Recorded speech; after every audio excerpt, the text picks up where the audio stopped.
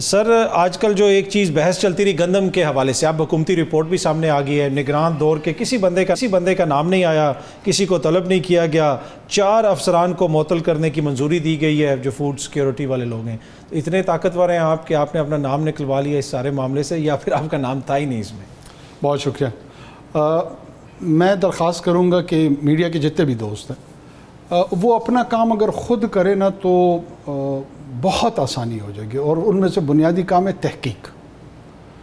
ہمارے بہت سارے دوست یہ چاہتے ہیں کہ ان کو سپون فیڈنگ ہو، کہیں سے ان کو خبریں فیڈ کی جائیں، کہیں سے ان کی بیک گراؤنڈ بریفنگ ہو، اور وہ آ کر 8 سے 9 پروگرام کریں اور بڑے ہیرو بن جائیں. اب یہ ماڈل ایک عرصے تک چل سکتا ہے، لیکن اگر آپ نے جنون جرنلزم کرنی ہے نا تو اس کے لیے تحقیق کرنی ہوگی، محنت کرنی ہوگی، ایفرٹ کرنی ہوگی.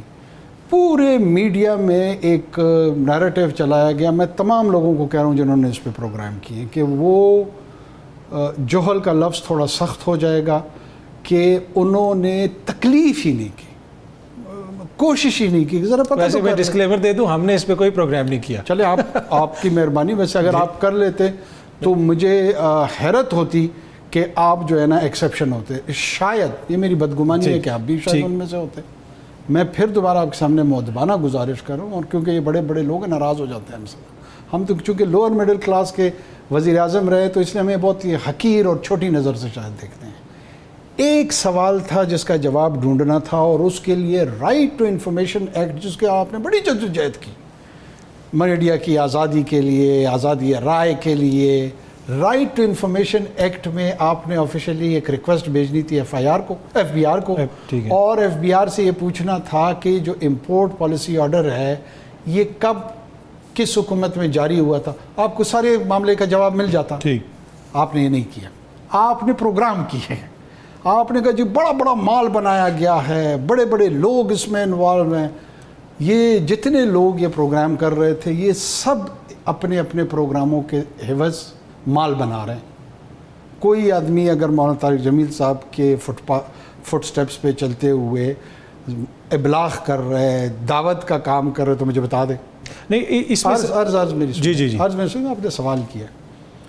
چونکہ پرائیویٹ ٹرانزیکشن میں پروفٹ میکنگ ایک لیجٹمیٹ ایک ہے، جس کو کوئی ریاست مدینہ کی بنانا چاہ رہا ہے، کوئی اور ریاست بنانا چاہ رہا ہے، اس شریعت محمدی صلی اللہ علیہ وآلہ وسلم کے تحت کسی بھی تاجر کو منافع کمانا اس کا شرعی اور قانونی حق ہے، پر ناجائز منافع نہیں. بھائی میں کون ہوتا ہوں اس کو ڈٹرمن کرنے والا، اور آپ کون ہوتے ہیں اس کو ڈٹرمن کرنے والے؟ سر ایز اے وزیر اعظم آپ اتھارٹی ہیں کہ آپ کمپٹیشن کمیشن ہے، یہ ساری چیزیں حکومت کے نیچے ہوتی ہیں. ایک منٹ.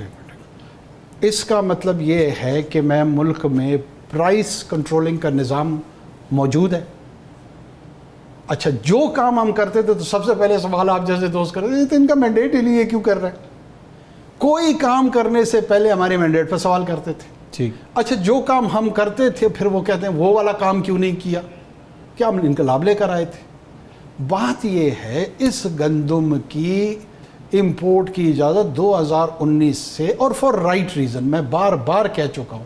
عمران خان صاحب کے دور حکومت میں وہ ایس آر او جاری ہوا تھا، ریگولیٹری ڈیوٹیز اس کی معاف ہوئی تھی، گلوبل سپلائی چین کووڈ کی وجہ سے اس کو ڈسٹرب نہیں کرنا تھا. پھر ان کی 16 ماہ کی حکومت میں بھی چلتا رہا، ہماری 7 ماہ کی حکومت میں بھی چلتا رہا، اور ابھی بھی ہے. ٹھیک ہے. اچھا اس میں سر آپ کو یہ نہیں لگتا کہ کتنی گندم اس کی پیداوار ہوگی فور کاسٹ کرنا حکومتی محکموں کا کام ہے، تھوڑا سا پریڈکٹ کرنا کہ تاکہ وہ وہاں پہ آپ کو کوتاہی وہاں پہ بھی نظر نہیں آتا؟ کوتاہی نہیں ہے.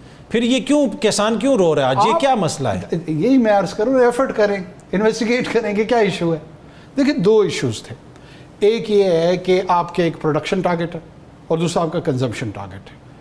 آپ کی پروڈکشن ٹارگٹ میں ادھر ہمارے جتنے بھی ارسطو تھے انہوں نے جمپ کیا کہ جی ان کو یہ پتہ نہیں تھا کہ بمپر کراپ ہوئی ہے. اب میں سادہ سا سوال پوچھ رہا ہوں ان سے کہ بمپر کراپ اور سرپلس کراپ، کیونکہ انگریزی ان کی بہت اچھی ہے، بہت سارے انگریزی جرنلزم سے یہاں آئے ہوئے ہیں اور بڑے ایسے طنزیہ انداز میں پروگرام بھی کرتے ہیں. بمپر کراپ اور سرپلس کراپ میں فرق ہے یا نہیں ہے؟ بمپر کراپ یہ ہے 27 ملین میٹرک ٹن میں کرتا تھا، اس دفعہ بمپر ہو گئی 28 ہو گئی.